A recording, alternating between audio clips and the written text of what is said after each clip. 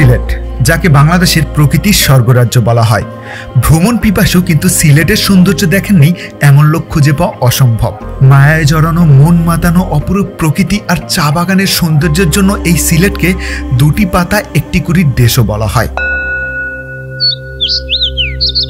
আমার বাংলা কতই না সুন্দর, কতই না মায়া জড়ানো এই বাংলার প্রকৃতিতে। যেদিকে দু চোখ যায় মন ভরে যায় এই বাংলা মায়ের নিষ্পাপ রূপ দেখে। কি নেই এই বাংলায়? সবুজ গালিচার ফসলের মাঠ, ছোট বড় শত শত নদী খাল, রয়েছে উত্তাল সাগর, ঝর্ণা কিংবা সুদূর ওই বড় বড় পাহাড়।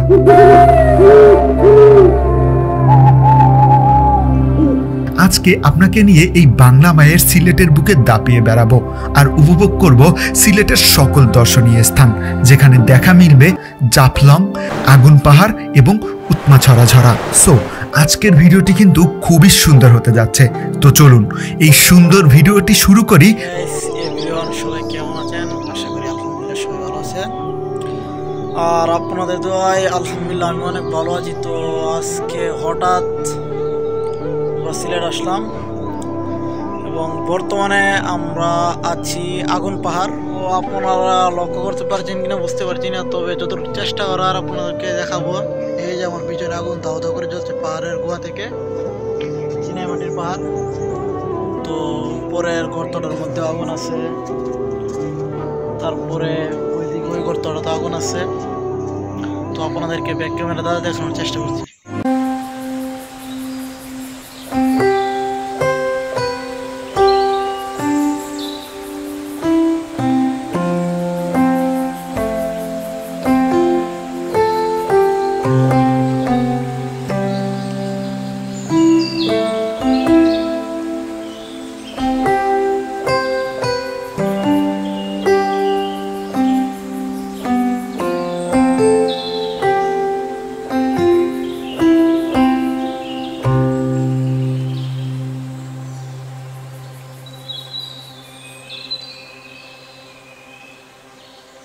আগুন পাহাড়ের সর্বোচ্চ চড়ে আসছি প্রায় কিছু সময়, তবে বাট কষ্ট হয়েছে কারণ চিনাইমাটির পাহাড়। এখানে একটি গর্ত দেখা যাচ্ছে, তার মধ্যে আগুন নেই, নিচের গর্তগুলোর মধ্যে আগুন ছিল।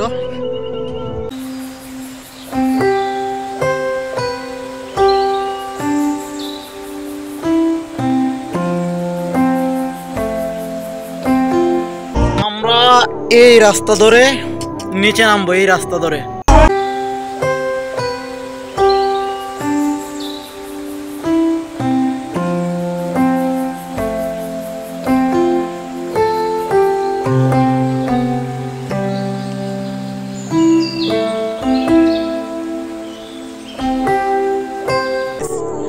এটি মূলত হরিপুর গ্যাস ফিল্ড, মানে আগুন পাহাড়ের সম্ভবত গ্যাস খনির লাইন হতে পারে আর কি। বর্তমানে এখান থেকে উত্তোলন হচ্ছে না। তো আমরা এখানে স্থানীয় একজন ছোট ভাইকে পেলাম।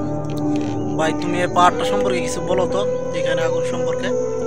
এখানে একটা মাজার আছে, মাজার হলে ওইখানে নিষেধ করেছেন গ্যাস না তোলার জন্য। জি, ওরা মানে নাই, নিষেধ মান নাই, তাই এখান থেকে গ্যাস তুলছে।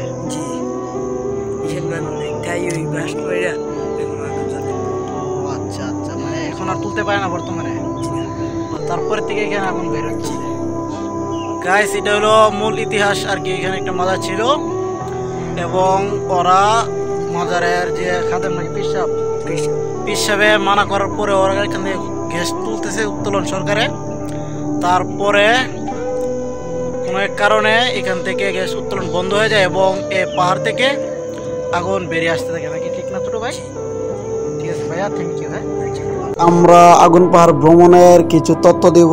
তা হলো, আপনারা যারা জাফলং রোডে ঘোরাফেরা করবেন তারা জাফলং রোডে মধ্যে পরে আগুন পাহাড়। সিএনজি ড্রাইভার বা লেগুনা ড্রাইভারকে বললে আপনাদেরকে আগুন পাহাড় ভিউ পয়েন্টে নিয়ে যাবে এবং ওইখানে গিয়ে আগুন নিয়ে আপনারা কোনো খেলাধুলা করবেন না এবং খুবই সতর্কতার সাথে পাহাড়টি ভ্রমণ করবেন এবং এর সৌন্দর্য উপভোগ করবেন।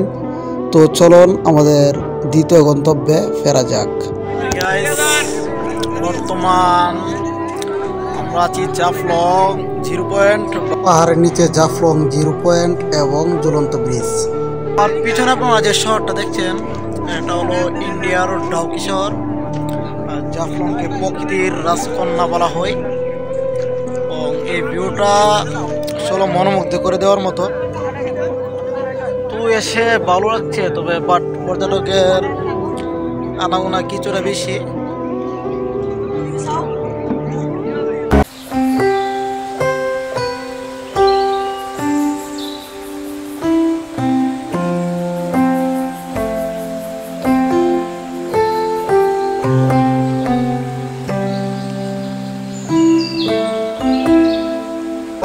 আছি গাইস জাফলং এর ঝুলন্ত ব্রিজ, প্রকৃতির রাজকন্যা যাকে বলা হয়।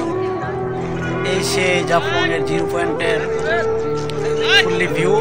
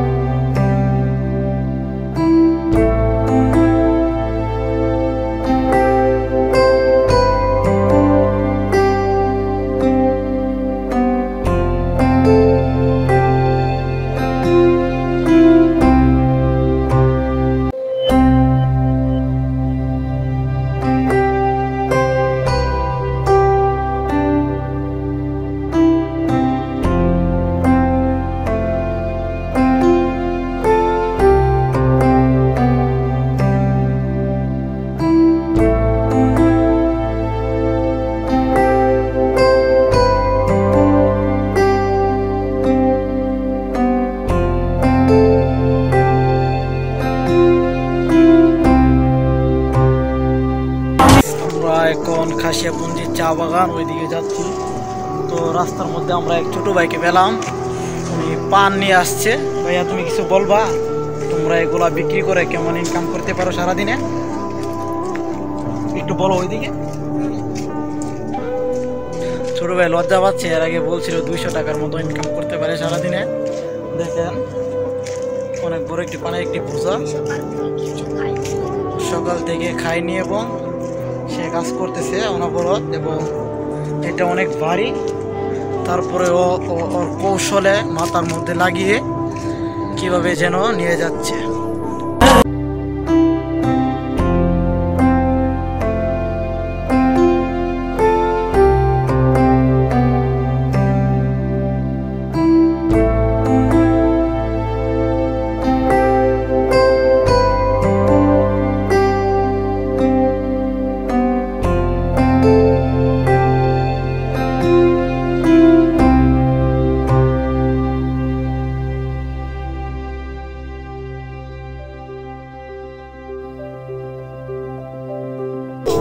তো গাইস আমরা জাফলং ভ্রমণ শেষে এখন বর্তমান চলে আসলাম খাসিয়াপল্লী।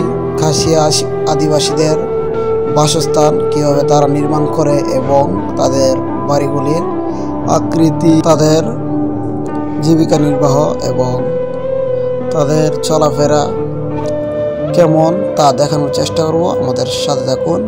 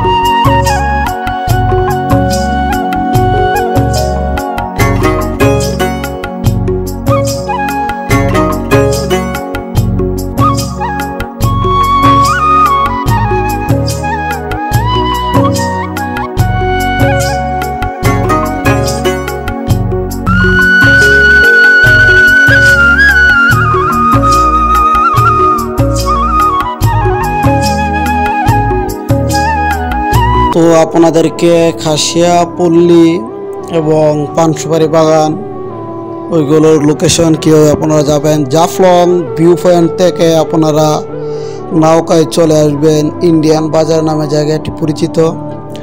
ইন্ডিয়ান বাজার জায়গাটি থেকে আপনারা অটো রিক্সা করে খাসিয়াবাড়ি এবং খাসিয়াপুঞ্জি পানসুপারি বাগান এবং মণিপুরা চা বাগান একসাথে আপনারা ঘুরে আসতে পারবেন। ভাড়া পড়বে আপনাদের জনপ্রতি 50 থেকে 100 টাকার মধ্যে। হাই গাইস, এই ভিডিও সবাই কেমন আছেন? আশা করি ভালো আছেন। আজকের ভিডিও দ্বিতীয় পার্ট আমরা আসলাম শাপলা বিল ডিবির হাওর, তো পদ্মবিল নামেও এটি পরিচিত। তো যেহেতু বিকালবেলা শাপলা তেমন একটি ফুল ফুটেনি, পর্যাপ্ত পরিমাণ শাপলা আছে। আমরা সামনে যাচ্ছি, পিছনের দিকে ইন্ডিয়া, সামনে বিএসএফ আছে। তো আসুন দেখি আমরা কতটুকু সামনে যেতে পারি।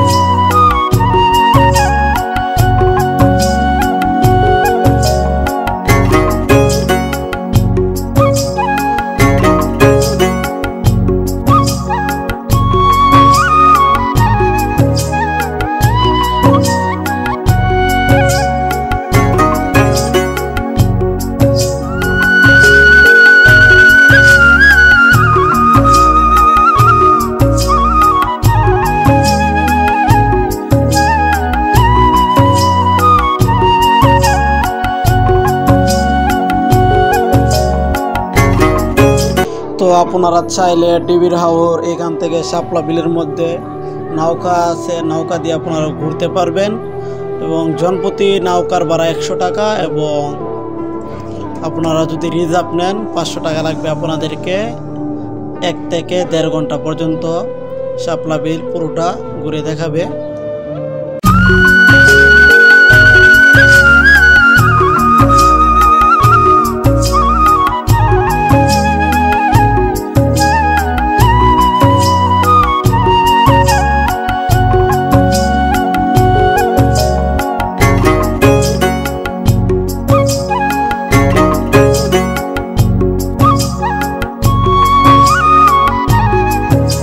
তো এখানে বাংলাদেশ বর্ডার সীমান্ত, এই রাস্তা ধরে সামনে যাওয়া যাবে না। ওই পার ইন্ডিয়ান বিএসএফ আছে, বাংলাদেশের কোনো বিএসএফ নেই। বিএসএফের ঘরবাড়িগুলো ওই কোনার মধ্যে এবং আপনারা চাইলে এই রাস্তা ধরে এইখান থেকে সামনে ঘুরতে পারবেন।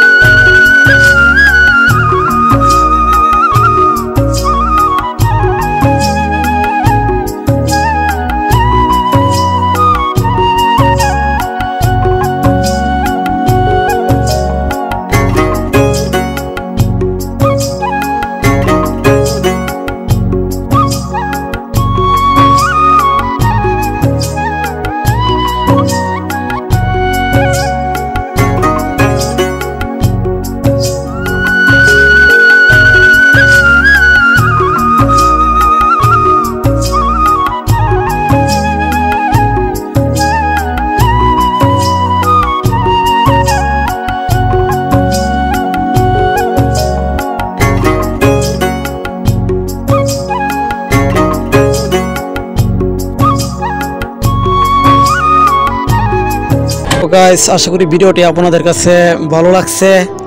তো আজকে আমাদের এই সিলেট ভ্রমণের কিছু তথ্য। আপনারা সিলেট কীভাবে যাবেন, ঢাকা থেকে রেলের মাধ্যমে আপনারা যেতে পারেন Sylhet rail station. Sylhet rail station থেকে লেগুনা বা সিএনজি রিজার্ভ করে সিলেটের পর্যটন স্থানগুলোতে ঘুরতে পারেন এবং যারা বাসে যেতে চান ঢাকা, কমলাপুর, সায়দাবাদ থেকে যেতে পারেন। বাস ভাড়া 700 থেকে 800 হবে এবং ট্রেন ভাড়া 350 টাকা, 360 টাকা এবং এর উপরে চেয়ার কোচগুলো আছে। তো আশা করি ভিডিওটি ভালো লাগছে। আর এটি হলো সিলেটের অন্যতম চা বাগান। তো আজকের মতো আমাদের এই ব্লগটি এখানেই সমাপ্ত। আল্লাহ হাফেজ।